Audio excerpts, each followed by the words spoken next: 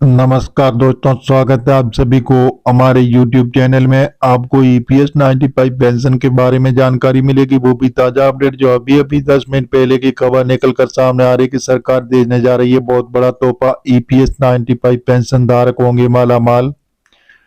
तो जी हाँ दोस्तों, वित्त मंत्री का फाइनली फैसला भी हो चुका है कि ईपीएस पेंशन इस तारीख से पहले पेंशन बढ़ोतरी होगी। 78 लाख पेंशन धारकों को इसका फायदा मिलेगा, जो 7,500 प्लस डीए पेंशन आपको मिलेगी। और पेंशन भोगियों के लिए खुशखबरी, केंद्रीय मंत्री पेंशन भोगियों को दिया तोहफा। श्रम एवं रोजगार मंत्री डॉक्टर मनसुख मांडविया ने कर्मचारी पेंशन योजना ईपीएस 95 पेंशन भोगियों के लिए एक नई केंद्रीकृत पेंशन भुगतान प्रणाली पेंशन पेमेंट सिस्टम सीपीएस की शुरुआत की। नई प्रणाली से लागू होने पेंशन भोगी माला माल होंगे।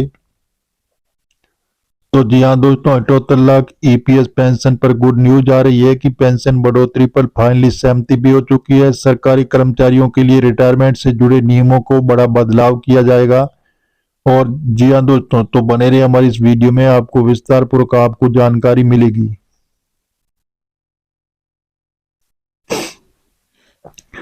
सीपीएस की विशेषता और लाभ, केंद्रीय मंत्री डॉक्टर मांडविया के अनुसार ये नई प्रणाली पेंशन भोगियों को देश में किसी भी बैंक और किसी भी शाखा से पेंशन पत्र प्राप्त करने की सुविधा देती है। अब पेंशन भोगी को अपनी पेंशन प्राप्त करने के लिए बैंक जाने की जरूरत नहीं होगी और ये प्रणाली पेंशन वितरण प्रक्रिया को अधिक निर्बाध, सुगम और कुशल बनाती है, जिसमें पेंशन भोगियों की समस्याओं का समाधान होगा, उन्हें एक बेहतर अनुभव मिलेगा।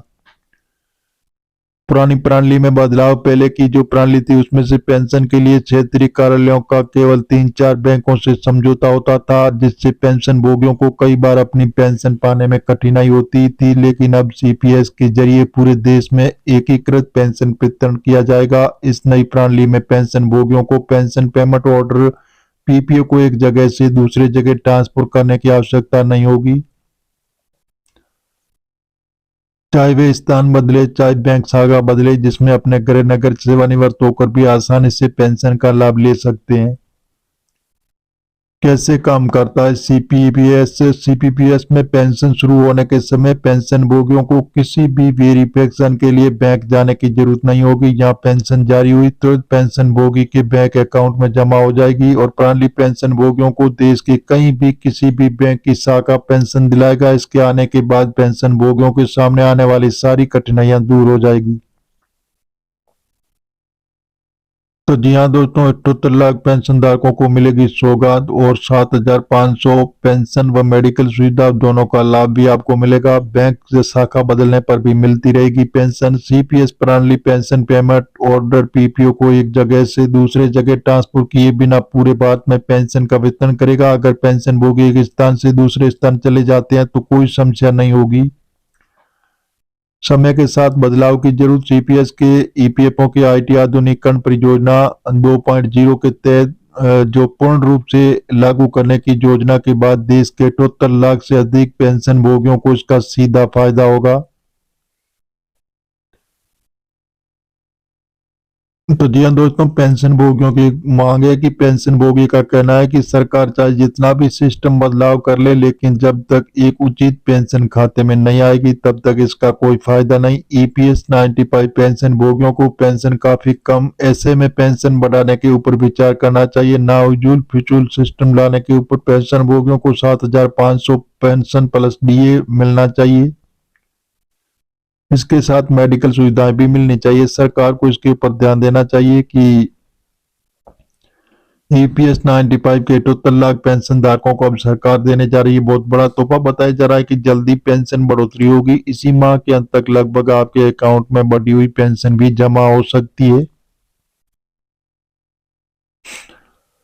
तो जी हाँ दोस्तों, जैसे ईपीएस 95 पेंशन धारकों के लिए बहुत बड़ी खुशखबरी आ रही है कि सरकार देने जा रही है बहुत बड़ा तोहफा। जल्दी पेंशन बढ़ोतरी होगी और सफलतापूर्वक पूरा किया जाएगा। इसके तहत आपको अधिक पेंशन भोगियों को इसका फायदा मिलेगा। तो जी हाँ दोस्तों, इस प्रकार जो ईपीएस 95 की पेंशन धारकों के लिए बहुत बड़ी खुशखबरी आ रही है। जो यूपीएफ खाता धारकों के प्राइवेट सेक्टर के कर्मचारियों के लिए भी राहत की खबर है। कर्मचारी भविष्य निधि ईपीएफओ की पेंशन योजना के दायरे में आने वाले पेंशनर्स किसी भी बैंक ब्रांच से अपनी पेंशन निकाल सकेंगे। ये सुविधा 2025 में लागू हो जाएगी। सिस्टम ईपीएफओ के 78 लाख से ज्यादा ईपीएस पेंशन भोगी को फायदा मिलने की उम्मीद बताई जा रही है। दरअसल सरकार कर्मचारी पेंशन योजना 95 के लिए केंद्रीकृत पेंशन भुगतान प्रणाली जो सीपीएस के प्रस्ताव को मंजूरी दी थी। पूरे देश में किसी बैंक किसी शाखा के जरिए पेंशन पाना संभव हो जाएगा। ये 2025 में लागू होने वाले सेंट्रलाइज्ड पेमेंट सिस्टम जैसे के तहत आपको ईपीएस पेंशन धारकों को लगभग 11 करोड़ रुपए पेंशन के रूप में दिए गए। तो श्रम और रोजगार मंत्री मनसुख मांडविया ने भी जानकारी दी।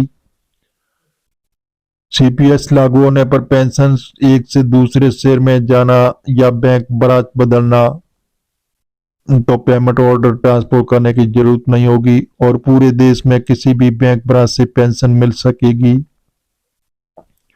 तो क्षेत्रीय कार्यालय को केवल 3-4 बैंकों के साथ अलग अलग समझौते करता है।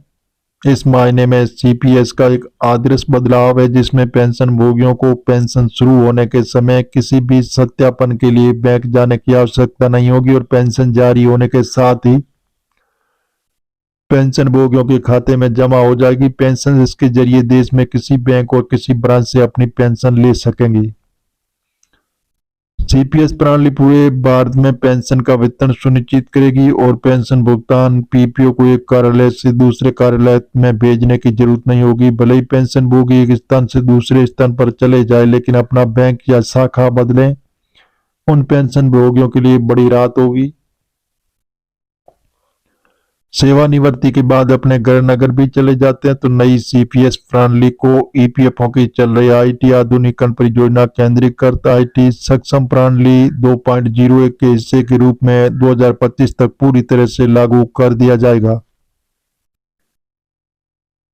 इससे ईपीएफओ के 78 लाख से अधिक ईपीएस पेंशन भोगी लाभान्वित होंगे और ईपीएस पेंशन भोगियों के लिए सेवा में सुधार की दिशा में लगातार काम कर रहा नई ईपीएस जैसे सीपीएस प्रणाली इस दिशा में एक बड़ा सुधार है। तो जी हाँ दोस्तों, इस प्रकार जो ईपीएस 95 के 78 लाख पेंशन धारकों को सरकार एक बहुत ही बड़ा लाभ देने के विचार विमर्श किया जा रहा है। बड़ा प्लान भी तैयार किया जा रहा है जो आने वाले दिनों में इनको लागू कर दिया जाएगा जिसमें पेंशन धारकों की माला माल।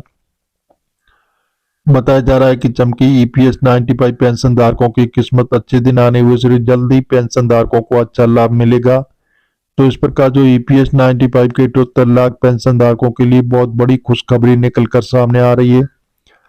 तो जी हाँ दोस्तों, हम आपको मीडिया आधारित बता रहे हैं। सरकार से अभी हाल फिलहाल ऐसी घोषणा नहीं हुई है। अब सरकारी ऑफिशियल वेबसाइट पर जाकर इसकी जानकारी ले सकते हैं और मिलेंगे नई जानकारी के साथ। आप नए और पहली बार है तो चैनल को सब्सक्राइब कर लीजिए ताकि इसी प्रकार की जो नई जानकारी होगी वो सबसे पहले आपको मिलती रहेगी।